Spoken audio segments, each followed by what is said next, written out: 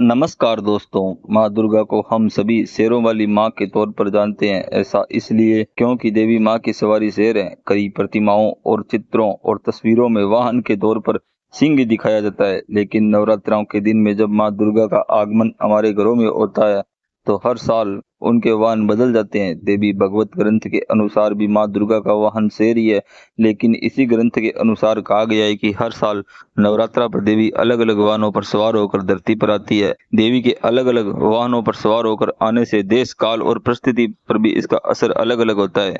किस प्रकार तय होता है माता का वाहन, तो बात करें इससे पहले यदि अभी तक आपने चैनल को सब्सक्राइब नहीं किया है तो अवश्य कर ले, ताकि कोई भी जानकारी हो तो आप तक आसानी से पहुंच सके।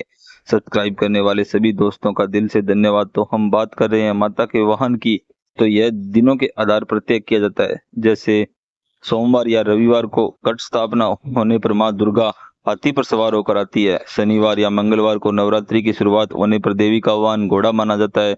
गुरुवार या शुक्रवार को नवरात्रा शुरू होने पर देवी डोली में सवार होकर आती है, तथा बुधवार से नवरात्रा शुरू होने पर माँ दुर्गा नाव पर सवारी करके आती है। इस बार शारदीय नवरात्रि 3 अक्टूबर 2024 गुरुवार से प्रारंभ हो रही है, अर्थात इस बार माँ का वाहन डोली में सवार होकर आ रही है।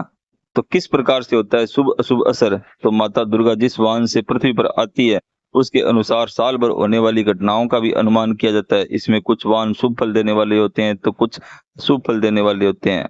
देवी जब हाथी पर सवार होकर आती है तो पानी ज्यादा बरसता है, अर्थात आगामी मानसून सीजन अच्छा रहने वाला होता है। और माँ दुर्गा जब घोड़े पर सवार होकर आती है तो युद्ध की आशंका बढ़ जाती है। और जब देवी नौका पर सवार होकर आती है तो सभी मनोकामनाएं पूरी कराने वाली होती है। और जब माँ डोली पर आती है तो इससे महामारी का भय हमेशा बना रहता है। इसका भी वर्णन देवी भागवत में किया गया है कि माँ दुर्गा के जाने का वाहन भी अलग अलग होता है। देवी माँ दुर्गा का आगमन भी अलग वाहन से होता है और उनकी विदाई भी अलग वाहन से होती है। यदि सप्ताह के जिस दिन नवरात्रि का अंतिम दिन होता है उसी के अनुसार देवी का वाहन तय किया जाता है। इसी के अनुसार जाने के दिन वह वाहन का भी अशुभ और शुभ फल दोनों होता है। रविवार या सोमवार को देवी भैंसे की सवारी से जाती है तो देश में रोग और शोक बढ़ता है।